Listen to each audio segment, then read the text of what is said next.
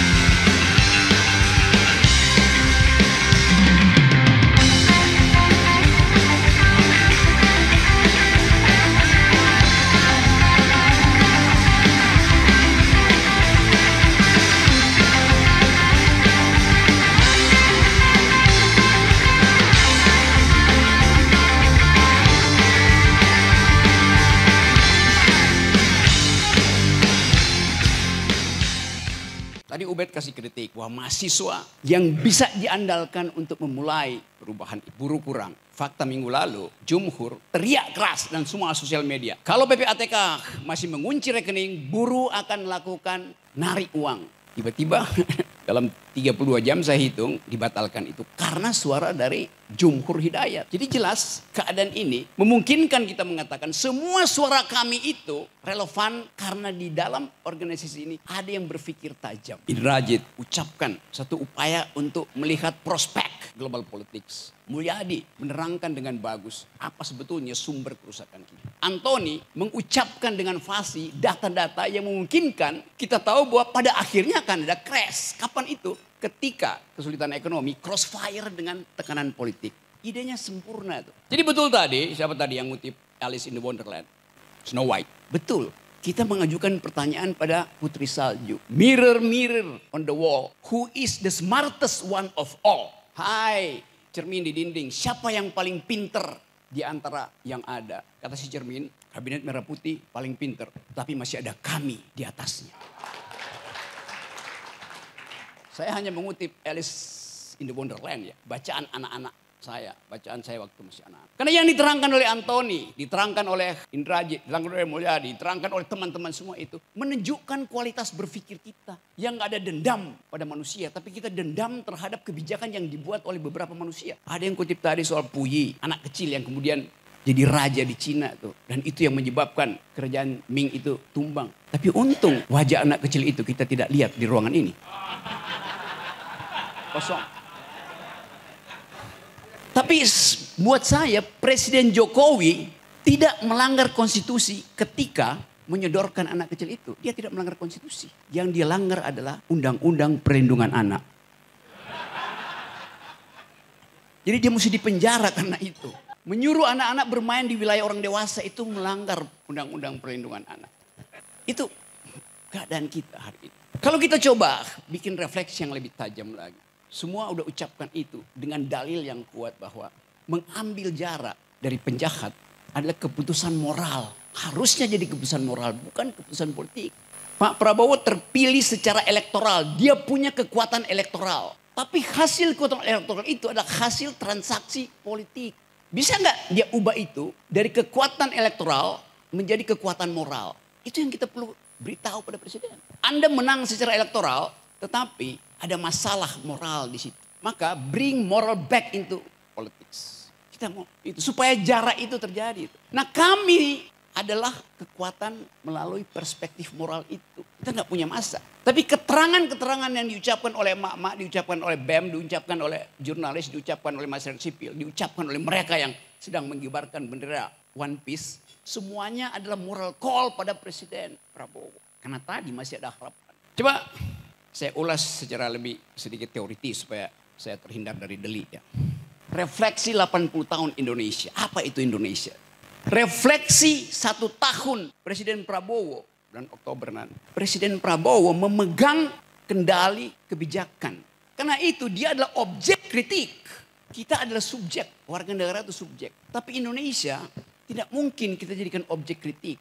Karena dia ada dalam kedudukan objektif yang tidak kita kuasai. Kebijakan adalah objek kritik kita karena kita kuasai. Bahasa Inggris kurang mampu untuk menerangkan bahasa Jerman yang membedakan antara Gegenstand dan Objekt. Ada yang belajar di Jerman enggak? Gegenstand artinya objek yang ada di pikiran kita karena itu kita kendalikan. Objek, OBJEKT itu objek yang tidak ada di dalam kendali pikiran kita. Indonesia tidak ada dalam kendali pikiran kita. Tapi kebijakan Presiden Indonesia ada di dalam kendali kepentingan kita.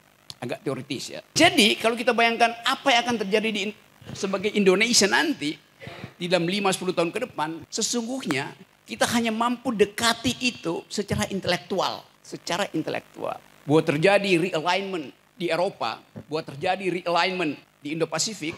Kita bisa bayangkan itu di dalam pengetahuan kita tentang global issue, global politics. Berapa bulan lalu di situs pemerintah Amerika ada negara baru yang dideklarasikan secara virtual. Namanya Sunda Baru. Jadi Amerika mencoba memetakan secara virtual harus ada negara baru yang di dalam konsepsi dia ada di dalam genggaman dia. Dia sebut Sunda Baru. Itu adalah persekutuan antara Malaysia, Sumatera, Jawa dan Kalimantan. Indonesia Timur tidak dianggap. Jadi artinya tadi yang disebut tadi potensi secesionisme, potensi federalisme ada di dalam pikiran para strateg hubungan internasional di Amerika. Hal yang sama kita baca juga dalam situs Australia. Bahwa Indonesia itu dibelah secara virtual. Artinya aliansi antara Amerika dan Australia sudah punya semacam kesepakatan untuk melihat masa depan 20-30 tahun ke depan itu.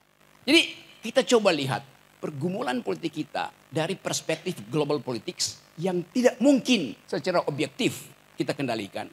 Tetapi kepemimpinan Presiden Prabowo dengan sendirinya objek dari pengendalian kita. Karena hubungan legitimasi tadi. Nah kita coba bikin proyeksi. Apa yang akan terjadi 1 tahun setelah Presiden Prabowo memerintah. Pasti kesulitan ekonomi tidak mungkin diselesaikan dalam 90 hari ke depan. Jadi konstatasi Pak Antoni sangat mungkin dijadikan alasan untuk menguji legitimasi Presiden 90 hari ke depan. Sangat mungkin, sangat dekat. Pembicaraan kita hari ini disiarkan streaming lewat Edi Mulyadi dan beberapa YouTuber. Real time pembicaraan kita di sini dibaca oleh investor-investor dunia yang mau masuk ke Indonesia, mau masuk ke Danantara segala macam, yang lagi nongkrong minum kopi di Singapura, di Orchard Road atau di Ginza di Tokyo. Mereka saling kirim-kirim WA. Lu denger nggak uraian Antoni? Si investor Jepang bilang begitu pada temannya yang dari Paris, yang Paris bicara, investor dari Qatar. Gila tuh, kami tuh mengulas dan mengulik secara tajam. Berarti ada masalah besar di situ. Real time kondisi investasi itu udah berubah. Setelah Antoni ngomong, setelah Indrajit ngomong, setelah Mulyadi ngomong.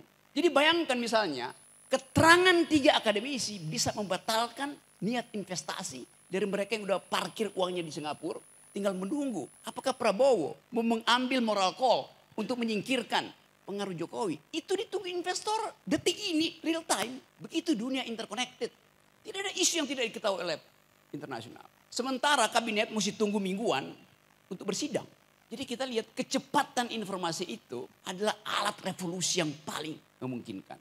Tapi sekali lagi kita punya semacam keinginan untuk ya Pak Prabowo selesaikan dong problem-problem di masa lalu itu. Election bisa berbeda dengan decision.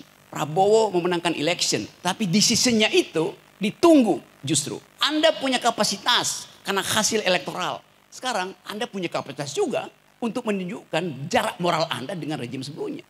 Kan simple logiknya seperti itu. Jadi teman-teman kita tahu bahwa keadaan ekonomi kita betul-betul ada di dalam kondisi yang dengan sedikit picu kecil ambruk. Soal kepercayaan. Apalagi kepercayaan mak-mak. Disebutin 5,12% growth. Dengan susah payah pemerintah menerangkan. Itu memang benar. Tetapi Bima Yudhistira dari Selius mengirim surat ke PBB Dan PBB menjawab, oke, kami akan riset kembali 5,12 itu masuk akal apa tidak. Investor yang saya ceritakan tadi, yang sekarang lagi ngopi di Orchard Road itu, nggak perlu nunggu PBB jawab. Dia tahu bahwa kami lebih dia percaya daripada hasil sidang kabinet. Logik dari data itu. Jadi kalau dikatakan tadi, apa sumber subversi yang bisa menggoyah kepemimpinan Prabowo? Bukan gerakan massa, bukan gerakan buruh, bukan gerakan mahasiswa. Tapi data kecil itu yang bisa dibaca. Mungkin sekarang itu running text dari Bank Indonesia diperhatikan terus oleh investor. Kapan kita intervensi supaya rupiah itu jatuh? Gampang. Financial market itu sangat peka terhadap 1-2 pikiran yang tiba-tiba di-upload dan merasa ini yang gue tunggu untuk memutuskan invest atau tidak. Kita ada dalam kondisi itu. Dan saya kira Presiden Prabowo juga mengerti kondisi itu. Dari sumber yang lain. Mungkin juga dari sumber teman-teman yang ada di sini. Dari Jumhur, dari Syahganda. Yang berupaya untuk membantu perspektif tapi tetap dengan jarak moral tuh. Syahganda, Jumhur, saya tahu. Gak mungkin terbalik. Jadi kecurigaan itu betul-betul harus kita pastikan hasil analisis rasional kita. Ya saya tahu orang mengatakan Rocky Gerung itu pesimis terus. Sementara kabinet, menteri-menteri bilang harus optimis. Oh ya, saya pesimis yang rasional. Kabinet optimis yang irasional. Udah. Karena kita bikin kalkulasi. Jadi sebetulnya kalau Presiden Prabowo mendengar uraian di sini. Dia harusnya punya moral call untuk mengatakan saya paham apa yang diucapkan oleh kami. Dan itu yang saya inginkan. Tapi tolong bersabar Pak Gatot. Tunggu momentum. Tolong bersabar Said Didu. Tunggu siasatku. Tambahkan sabarmu Pak Lanyala. Karena aku lagi menyusun strategi.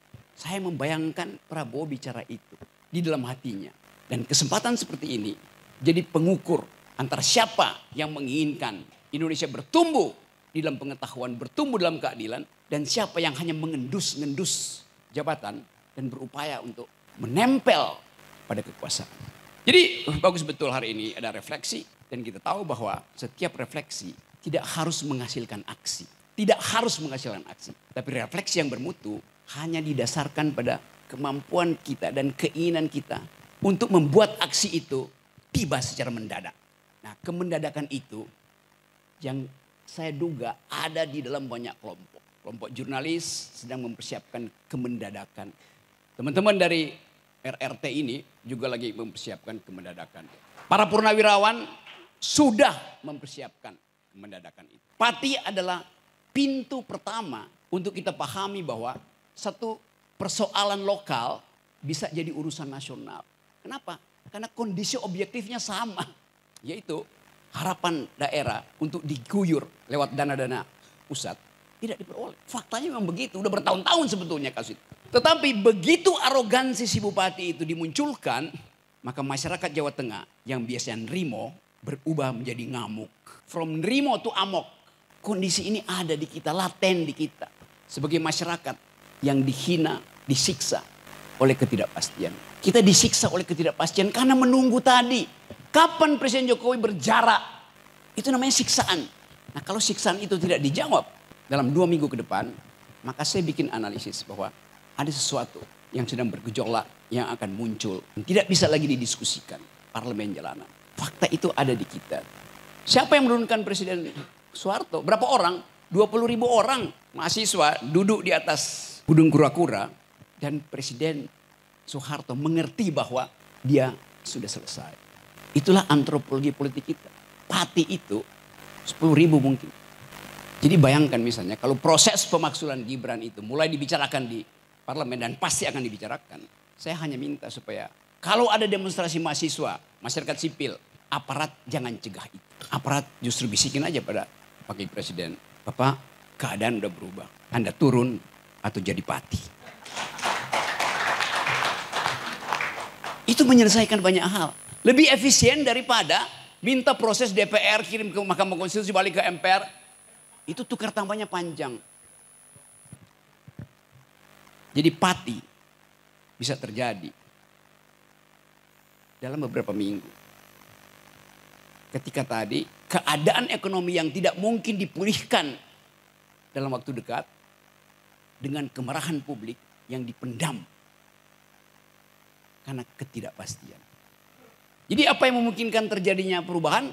Karena ketidakpastian itu sekarang ada di kafe-kafe, dibicarakan tadi oleh Gen Z itu, yang merasa bahwa potensi kami untuk membayangkan Indonesia terhalang oleh adanya si anak kecil itu. Dan itu sangat sosiologis. Jadi ini kesempatan kita untuk menyusun kembali energi moral kita untuk satu waktu mengatakan bahwa